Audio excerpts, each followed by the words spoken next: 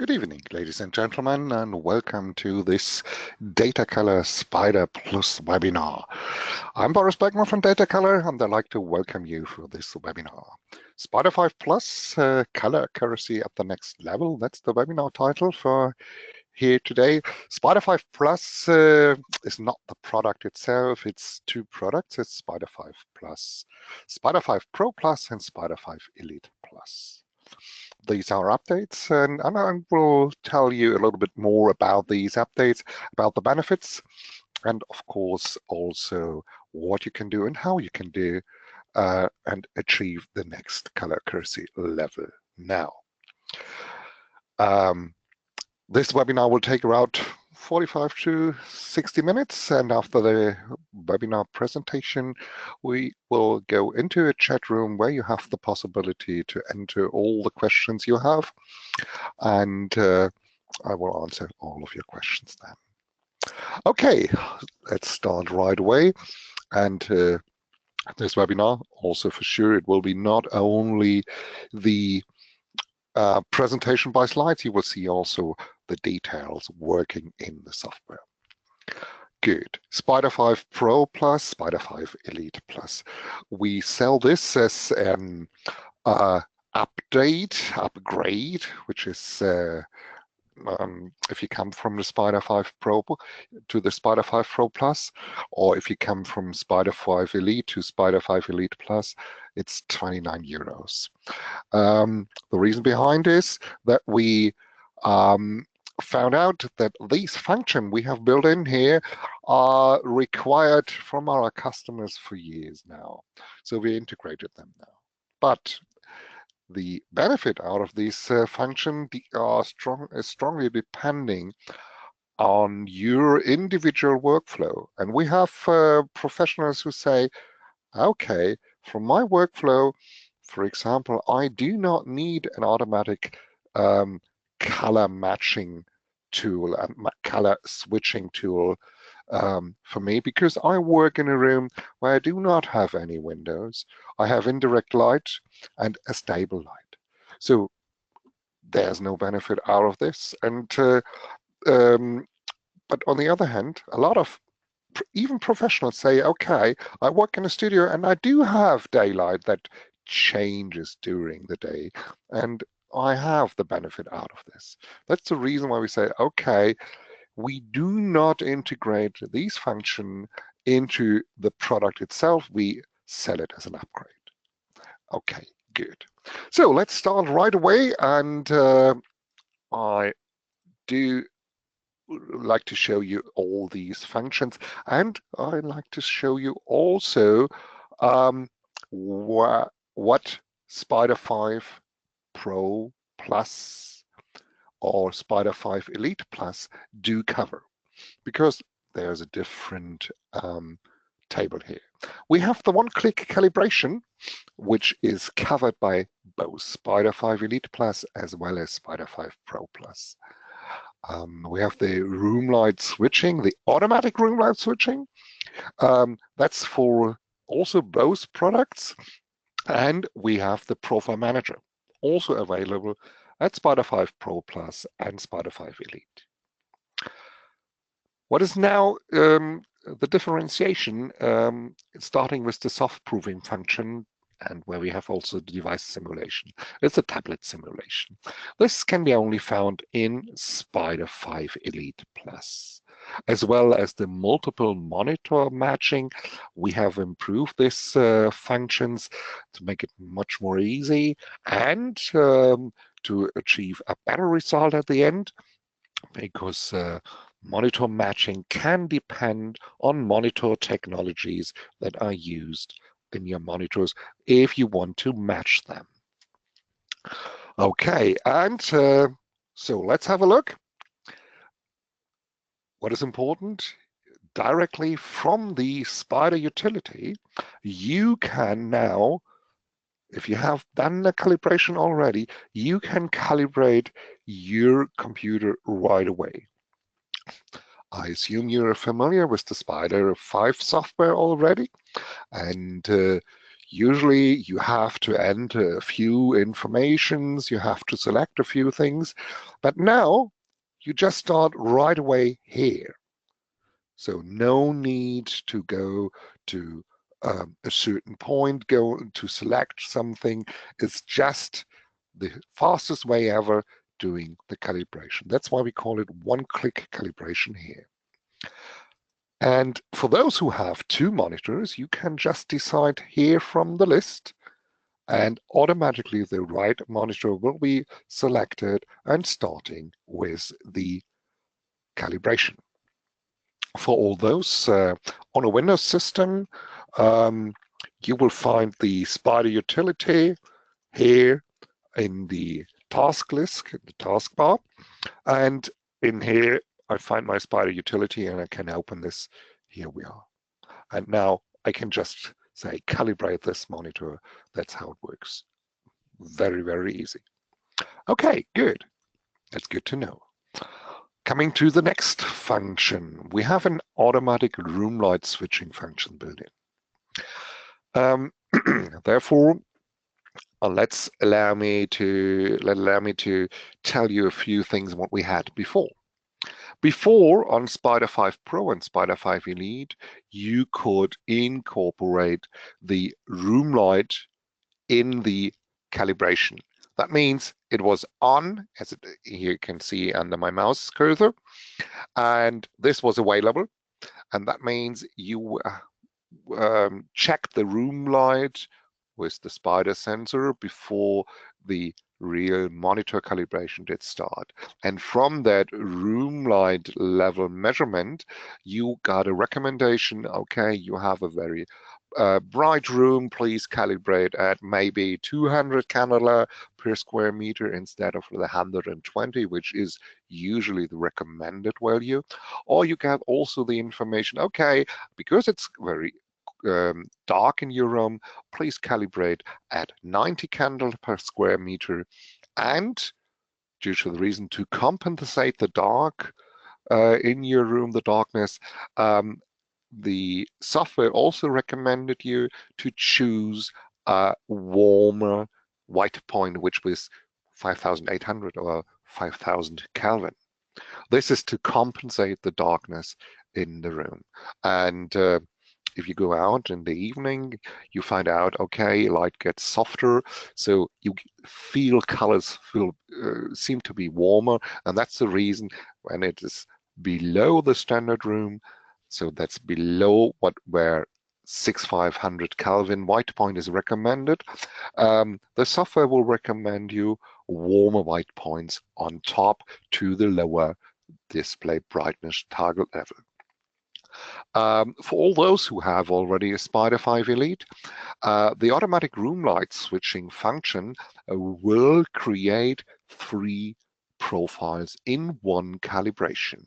So we will have for high room light level, mid room light level, and low room light level.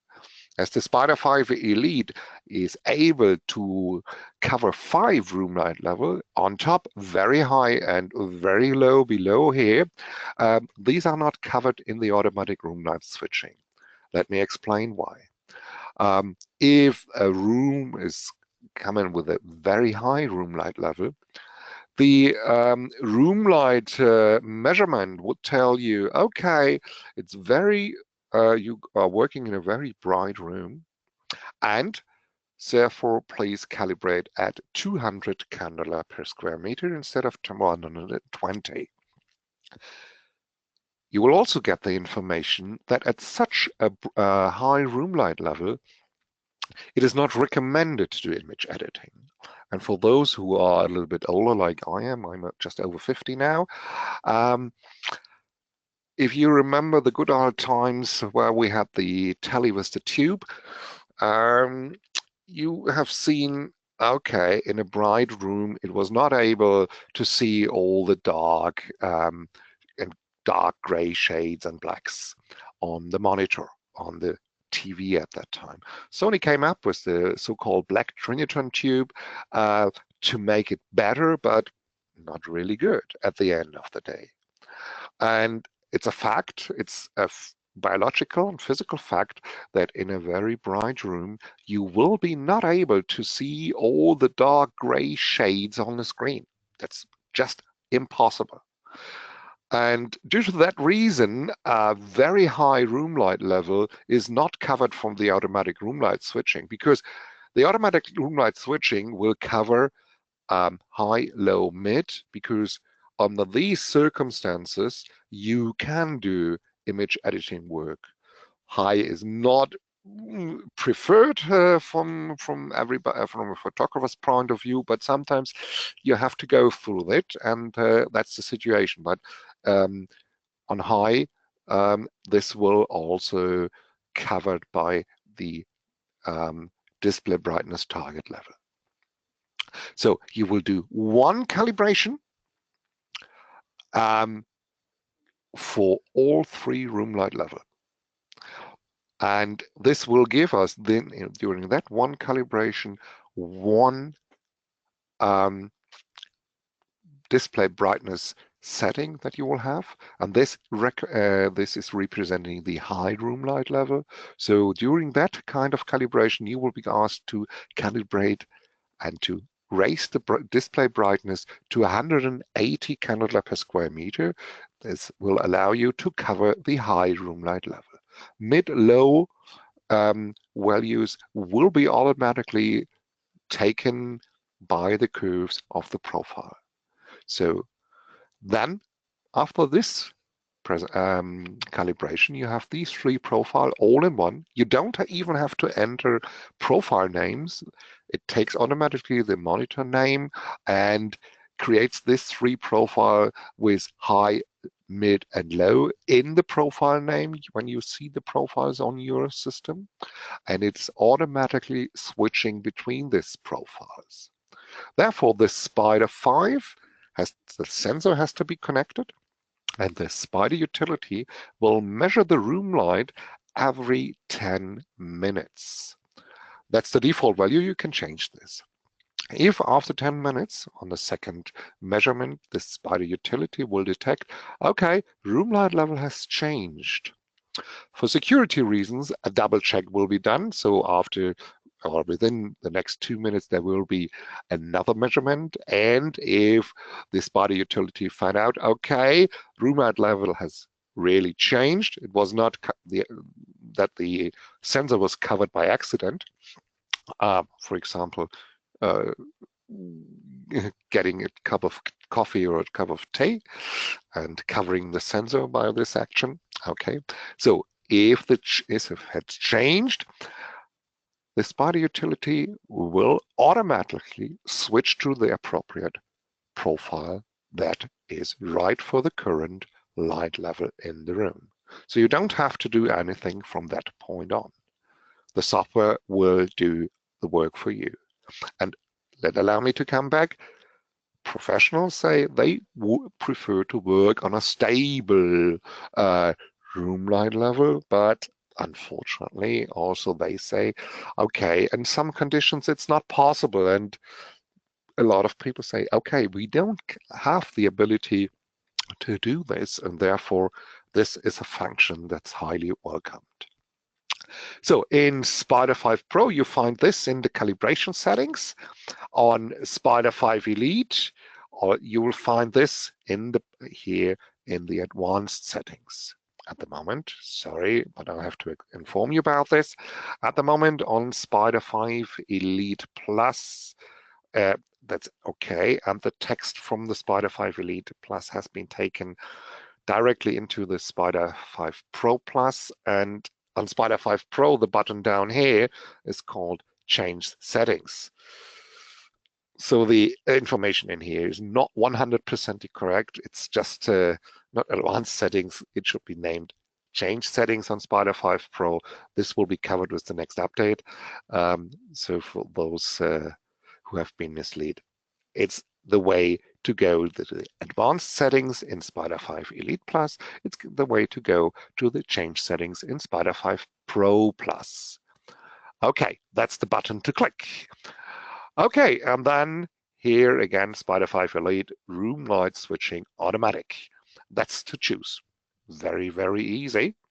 And I will show you how these profiles will really look like, or how they can be found in a few seconds. Okay, good. Let's continue with a new function, also Profile Manager. The Profile Manager is a tool that is very flexible. It allows you to show the profiles you have on your system and show all display profiles, or only those profiles who are assigned to and linked to your computer. You can also select profiles as the current profiles, so you can change the profiles here. You can delete, rename, duplicate profiles. It's all possible here. And again, as I mentioned at the beginning, I like to show you how to access. So you go to the Spyder utility, click here, and there you find the profile management. So you come to the profile manager now. And here we have all the functions. You see one of the profiles is written in bold. This is the current display profile. And so I can say, okay, if I want to go to, let's say, an older profile, whatever, I'll take this one. I just click on Set as Display Profile, and it's automatically changed. I have to be sorry, you will not see anything of this change. I see it right away on my screen. The reason behind is, on a webinar, like we do it, all the webinar information from my monitor will be taken directly out of the system.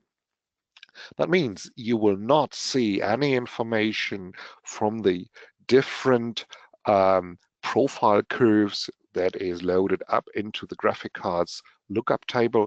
You won't see this in a webinar. It's the same when you do a screenshot. The screenshot is taken inside, and you won't see a different if it's a calibrated and non-calibrated screen if you take a screenshot. But okay, I can see it here right away.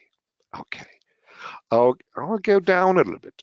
I'd like to show you something. You see down here a profile named mid, low, and high.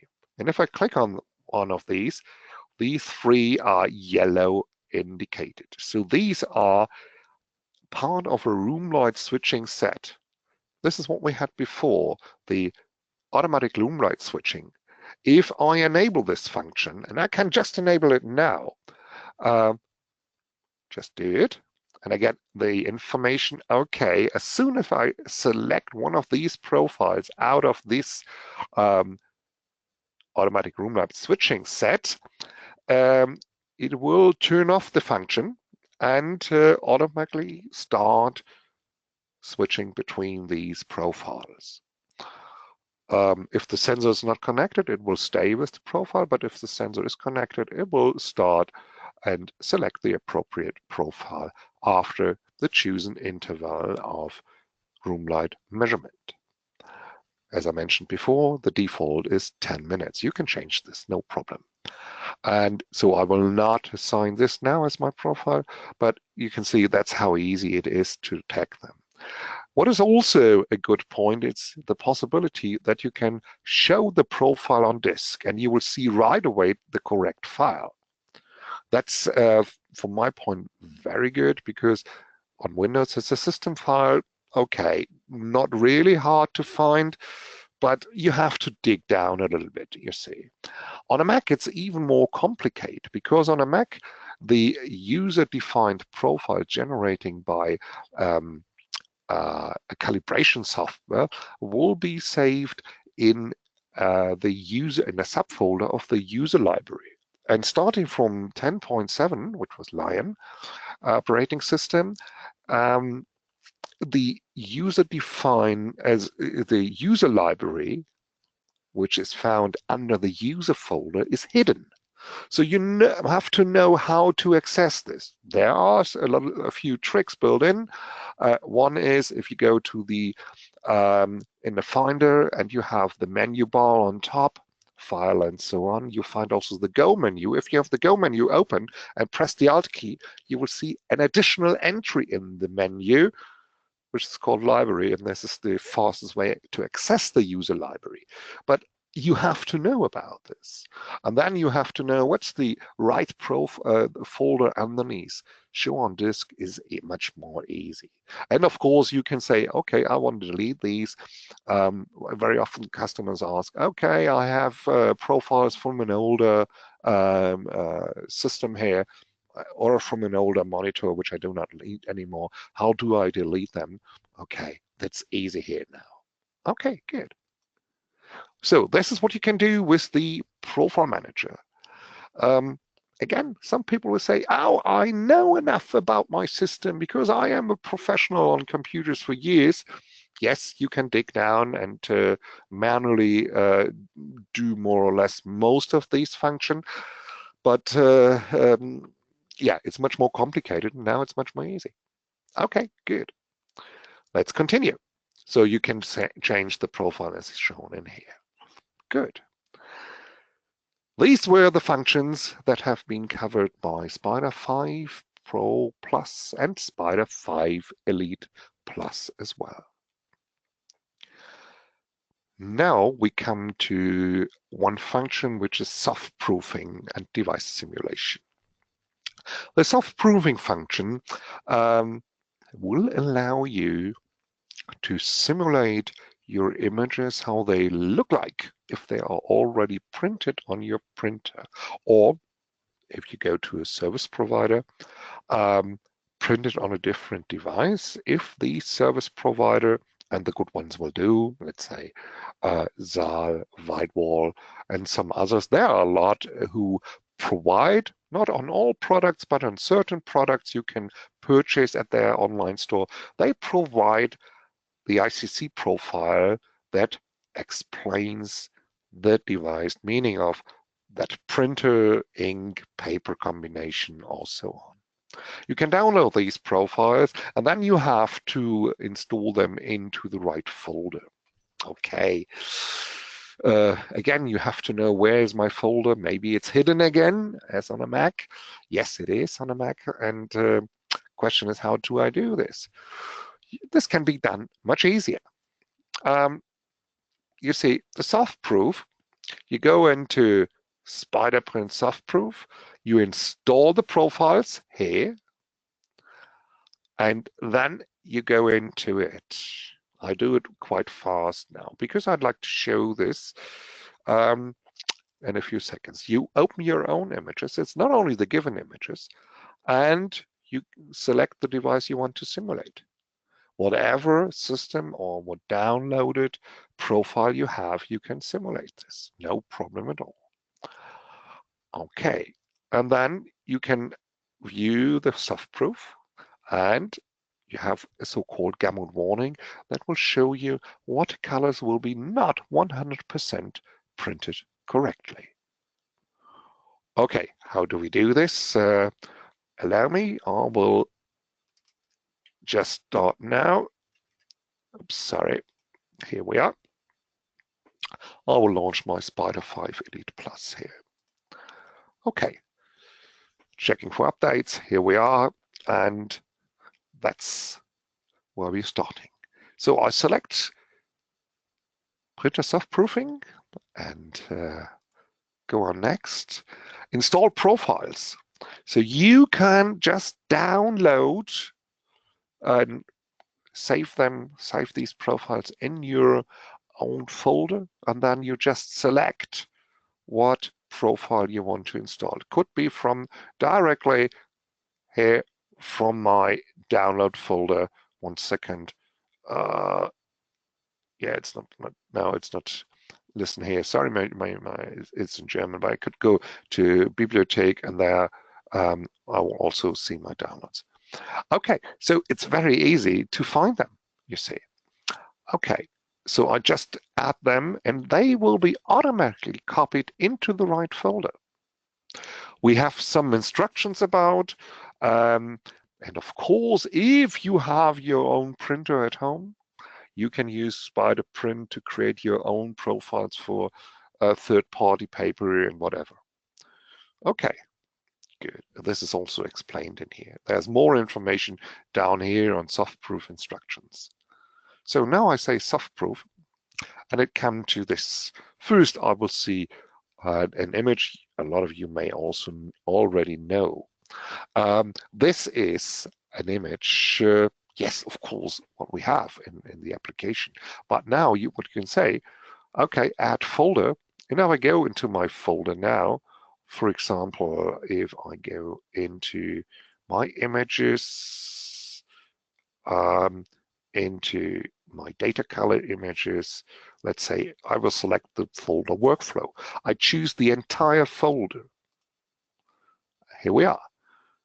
And even larger TIFF files, you can see the scanning is here, just 17% will be seen. This image has a profile on, which is we call it a crazy profile because we have modified a profile here to show what can happen if an application cannot cover this. Okay, no problem at all. Good. Let's allow me to just select this image. Oh no, I'll go back to you can say this is also a larger file. Here's 80 megabytes. I will take out this one for a second. What I can do now, I can zoom in if I want. I can use the hand tool, zoom in, very easy. You can also do it this way. You can use the hand tool also by pressing the space bar, reset, going back, or I can do it on full screen mode. And on full screen mode, I just toggle with the space bar. But I don't see much now at the moment. The reason behind, I can see SoftProof and original. I can change right away. Why do I do not see much at the moment? Because the device, the profile I've selected, doesn't show much at this moment. But if I go, let's say, to a different setting, let's go down, and you can see I can see all of my profiles I have installed on my system. I could change this also, that I will only see the printer profiles to shorten the list a little bit. Oh, sorry, display only. I should take in printer only, my fault, sorry. But now you can see, okay, I have all the profiles here, and I can see also the Japanese code, newspaper profile, Euroscale coated, uncoated, FOGRA, whatever. And also, of course, printer profiles from printer drivers that have been installed, as well as own profiles, for example. To make it visible, or as good as possible, I will turn on the Euroscale coated, because if I take now preview, you will see a difference right away. And this now can be also seen on full screen mode. This is the SoftProof, and this is the original. Okay.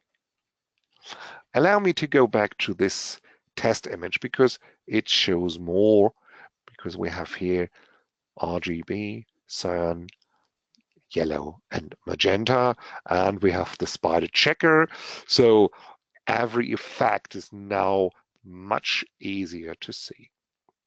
We have so-called rendering intents, 4 different. These are defined by the ICC. The ICC stands for International Color Consortium, and they have set up in the 19s all these definitions. And definition is the right word here. They have not, for example, for the rendering intent, they have not set up formulas. They have just described how they work, these rendering intents. So it's a formula not in mathematical forms and terms. It's a formula just as a wording, as a description here. For example, perceptual will change all colors, but keep the relationship of skin tones, eye color, lips color, and hair, so that it is identical on the original image to what you see in the printed image. As you will see, and your eye will compare by the relationship of the colors if it is a good print or a bad print. That's why perceptual is often taken for images. Okay, but this is color management. That's something different. So now I can go on preview, and you can see this is a huge change. And if I turn on now the gamut warning, you'll see there are a lot of colors which are not correctly printed. And if I change now to relative colorimetric or absolute colorimetric, there will be not much change on this profile, but on other profiles there might be a difference. And you can see it's a semium luster photo paper, and there can be a difference right away. Also in the gamut warning. The gamut warning is red here at the moment. If I go to advanced settings, I can change the color. If you have some red images to compare, of course, the gamut warning in red makes no sense. Okay, that's how easy this is. And what you can also do, you can go to tablet only. So that means I have now 3 given tablets. It's Lenovo. And I leave the preview on. I have the iPad 3 and I have the Google Nexus. And with the iPad 3 and Google Nexus, you see not much change. Now it's always perceptual because you couldn't do anything on this, and the gamut warning will not show much, or yeah, you can see on the Lenovo there is a change. This is because these devices have different color gamuts, and that's the reason why here. Okay, so that's also the next point, that you can see how easy it is to see how your images will look like on a tablet, as well as how they look like if they would be already printed. And again, some professionals will say, okay, yeah, I've got the big Photoshop version, I can do it there. A lot of people don't have, and the advantage you have in here is, if I turn this on, and allow me to go back to the printer profiles, and I take one of these profiles, whatever. Let's go and have a look at the Japanese standard, how they will look like. And now I can just click from one image to the next and see how they will look like. So I don't, that's the difference to any other. You can just open the entire folder and then check the images. And by this, you can see, okay, this looks too bad. Either I'll not do this here in this printing job, or you optimize the image. Okay. Therefore, I would say, even for those people who are able to use Photoshop with the softproof function and all these settings, this has here some advantages as well. Okay, good. That's good to know. So we close this. I will also close Spyder 5 Elite Plus here. Good. So that's what we have seen. Preview on, off, gamut warning on, off. That's very easy at the end of the day. Good. We have seen also the tablet simulation, where you can see the given tablets right away. Good. Next. And this is the function that becomes more and more important these days, because a lot of people, they do have more than one monitor. For example, as they have a laptop, and at home they have a desktop monitor which they attach to the laptop. Very often laptop don't have the same quality as desktop monitors. For example, if you look at laptops and you check for them which laptops are able to do Adobe RGB, you will find at the end of the day it will be only around about 5, 6 of them. And that's it, you see. 5 or 6 laptops, Windows laptops only, are able to match around 97% and up to 100% of Adobe RGB. If you buy an entry-level laptop, okay, you get around 60-65% of sRGB. Same situation on MacBook Air, you see. Okay, good. So the problem is next, if you have multiple monitors attached to one computer, and if the monitors are identical, and if these monitors are not on a very high-end monitors, this would be the reason that there will be a difference, because one monitor from the next will be just different out of factory. If you go on a really good level of monitors, let's say starting at let's say £1,500, around about 1,800 euros. There you get a quality where you can say, okay, settings out of the box is quite okay, but if you purchase this kind of monitors, you are wanting to have a higher level, so you will do the calibration also, no problem. But if you want to match them, okay, you will have to check another thing. If they are identical, it should be no problem. Yes, in general, it is not. If they are not identical, if they are using different monitor technologies, different panel technologies, different backlight technologies, you will have a problem. The problem is called metameric effect. The metameric effect comes from the colors of the light. It's the spectrum that's different. And allow me to take you with me into your flat, into your house. For all those who have already exchanged some of the lights in the house with LED, think about, does the colors at the first glance look identical when you put in the LED light? And what about if you have a look at the box where the LED light was packed in? You'll find information, white point. You never ever seen this on a bulb light. It was never ever there. On a neon tube, yeah, but not on a bulb light. Next, there are more values to see. And one value is called AR value, and should be higher than 90, better 95% and higher, because this is the index how good colors will be reproduced. The reason behind, if you have already LED lights in your house,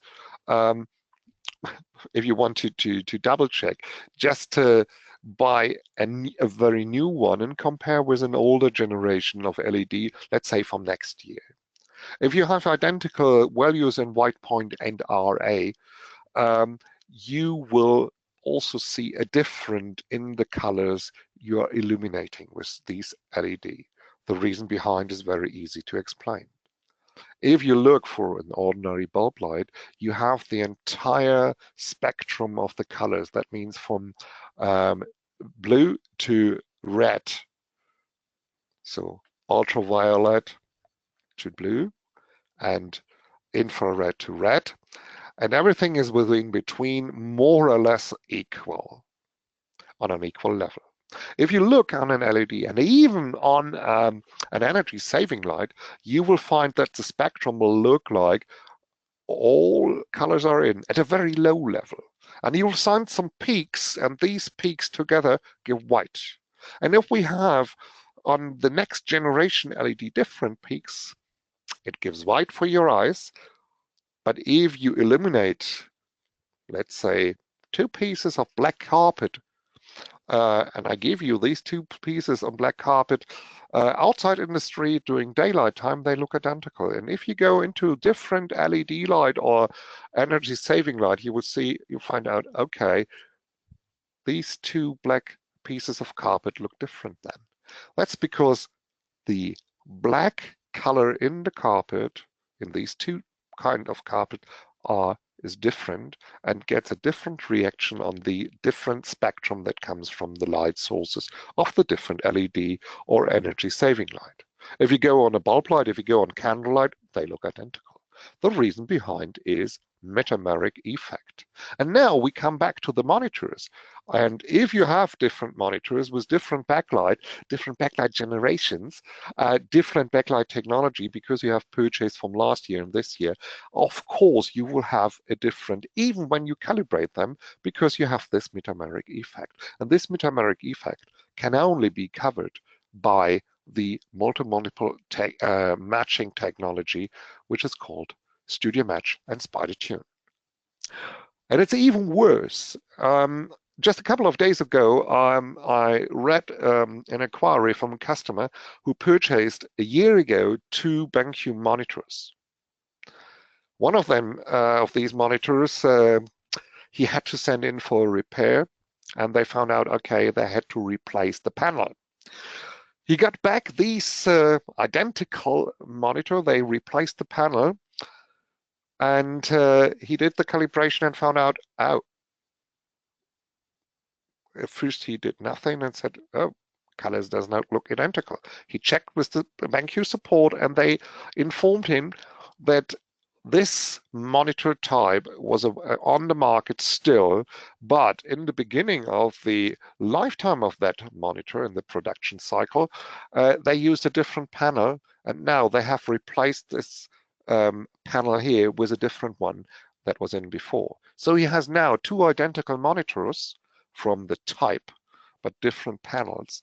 And they explained to him there might be some slight differences on brightness and on color reproduction. He showed me some images. Slight difference was not that what he found. Okay, he now uses the Spyder 5 Elite Plus, and here's what he has to do. So we do the calibration on both, and then we start the StudioMatch. So you go to the shortcuts menu, select StudioMatch, and then you will select the monitors. First, of course, are they attached to this computer, or are they attached to other computers you want to match? So on my computer, it was 2 that were attached. I just select them, and then what I'll do, I measure the maximum brightness on both monitors first. The point is, the interface will be automatically switched from one screen to another and so on if you match more than 2 screens. Okay, so this has been done, no problem. Then, as I wanted to have the room light in the calibration, incorporated in the calibration process, it measures the room light. Okay, you may be familiar with this. Okay, after this, I get the values. Okay, I want to match these monitors here, and the maximum brightness both can reach is here, 130, but I want to go to 120, 138, and 140, 134. That was what was possible on these monitors here. Okay, good, no problem. So target brightness of 120 is possible. It can be possible that if you look, I can see 134 here, that this is not what is suggested by the application. It can be that Spyder 5 Elite Plus StudioMatch function will recommend a lower value. The reason behind is these brightness value have been matched at the same amount of RGB in the brightness. So brightness could be even a little bit more blue or a little bit more red. This could be also the maximum brightness point, but here it will be the brightness of the different screens where RGB values are identical. So a little bit more complex. You select your gamma, that's 2.2, and the white point, okay, and I click next. I save this as a target. under a name I want to use for this. You will be also informed where this target has been saved. That's important because if you want to match across different computers, you will have to copy and paste this file onto the other computers to use it as calibration target. And so you can match different computer to one monitor of a different computer. That's the way it works. Okay, saved it, and now I have to calibrate one monitor after the other. Again, the software will do the job for me and guide me from one monitor to the next. So I will calibrate now according to the StudioMatch target, and I place the sensor here. Okay, and the calibration will start. That's the way it works. So a normal calibration. Good. Automatically the next monitor, and so on, if you have more than 2 monitors. Okay. After this, the calibration itself is done. And now it comes automatically into the Spyder tune point. If you see the monitors now, they are identical, you don't have to do anything. But if the monitors are still showing a deviation because of the technical background I have explained before, you will now do the following. You will match the secondary monitor to the primary monitor. The primary monitor is the monitor, usually the bigger one, you have in front of you, which you do the image editing on. This, the secondary, is more the monitor where you sort the images, where you may have the palettes and so on. So this is the better monitor, and you try to, you will do match the secondary monitor to the primary monitor, the main monitor. That means also the main monitor will be not touched at all. Okay, how does it work? Very easy. You see this, that's my main monitor. You see this is my secondary monitor. I will have to confirm this information. I can say no, do not show again. And now I use it with my eyes. I adjust the white point in a blue-red balance, purple-green balance, the gamma and the brightness. I will adjust this. Now I have done this, and save this information, and that's it. This will continue on magenta and on cyan, and afterwards on a grayscale. So as soon as you have done this and you save these settings, you can always go into and reset them. There's no problem at all. Each settings will be saved individual, and you click next after the last screen here. You will come into the SpyderProof, and you see the comparison between calibrated and uncalibrated. You are familiar with this. You'll see it on both screens. And you can go into the Spyder tune and can even do a adjustment based on these images, and also, of course, based on your own images. So you can do also the process for fine-tuning here. The reason why you will have to may have to do fine-tuning, color is seen by everybody, by every human, in a little bit different way. That means if you do it and your girlfriend, your wife come along and sit on your monitor, she would say, looks not identical, and the other way around as well. Everybody sees color a little bit different. So this deviation between the monitors based on the technology background has to be done by sliders. Otherwise, it wouldn't work. Okay, good. So by this, you have the optimum monitor match. Keep in mind, if this monitor is only able to do sRGB, and you have Adobe RGB images here that cover all the Adobe RGB colors, including the green colors that are not in sRGB, of course, they won't be perfectly shown on this secondary monitor. So it's still inside the physics of the monitor. But the advantage is now your primary monitor is calibrated and the secondary looks as close as even possible, even on different monitor technologies. And that means if you have the images there to sort them or to order them, your eyes will be not disturbed as the colors look too different. That's the important point, and that makes you confident that the colors you see in here, which are right, also supposed to be right from your thinking about it, because if you have colors here and here always different shown, you will start again thinking, okay, are they really right? Yes, they are. But the problem is, technology-wise, it could be that there is a shift within between. Okay, good. So next, all information is about Spyder 5 Plus. Therefore, we have a welcome page. On that welcome page, you will see also the software for download. One information, if you have already Spyder 5 Pro and you upgrade to Spyder 5 Pro Plus, if you have the 5.1 software version, the Spyder 5 Plus functions are already inside. They are just locked, and with the new license code serial number, you can unlock them. You just go to on Windows, you start. Allow me to just show you again.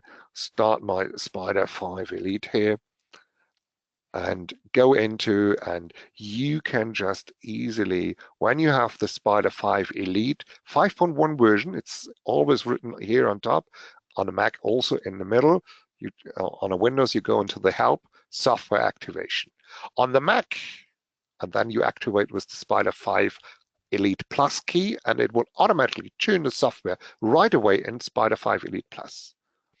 If you, on a Mac, you go into the Spyder 5 Elite menu. On top of the screen, next to the Apple menu, you will find also Software Activation. You activate, and that's it.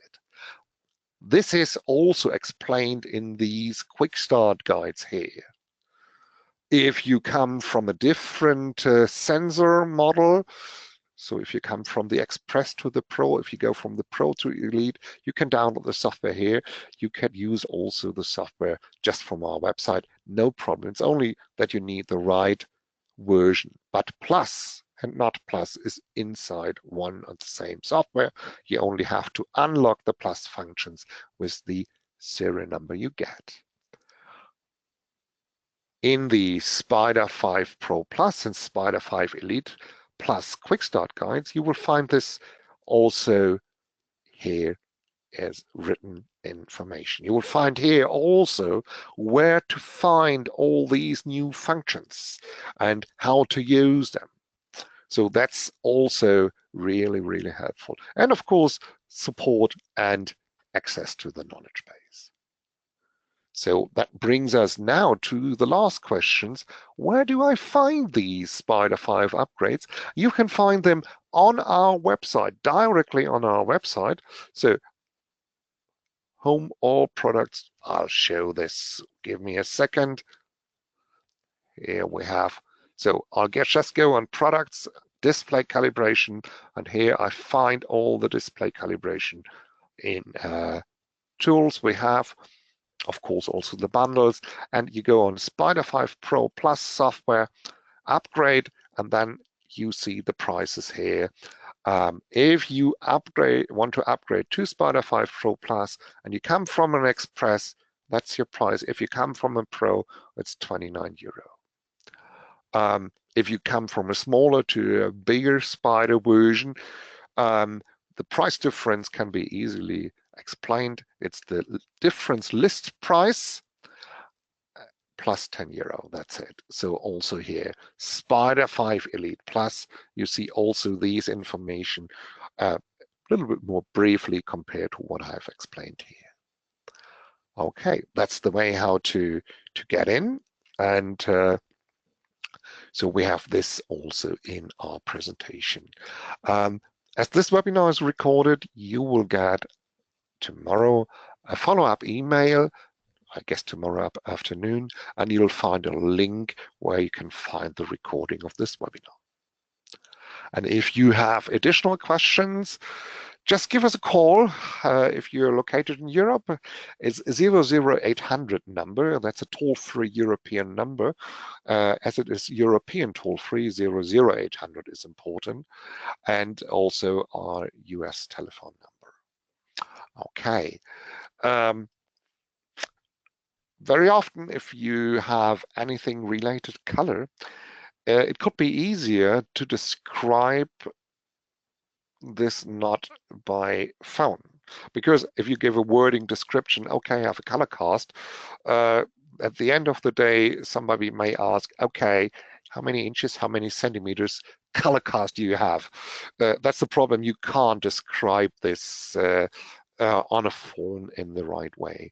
Therefore, it's very often more helpful to contact us via our ticket system. It's available for you 24 hours, 7 days a week, of course, at our website. You just go on support, contact customer support, and you will find a form which you please fill out. Please tell us what operating system you have and so on, because very often information is, of course, operating system related. And we have more webinars to come. Not at the moment. We will just working on a new schedule. But you see also, if you go to the webinar page, there's an archive with the previously conducted webinars. So that brings us now to an end. So I would like to say thank you for your attention. I will enable the question function just now and stop the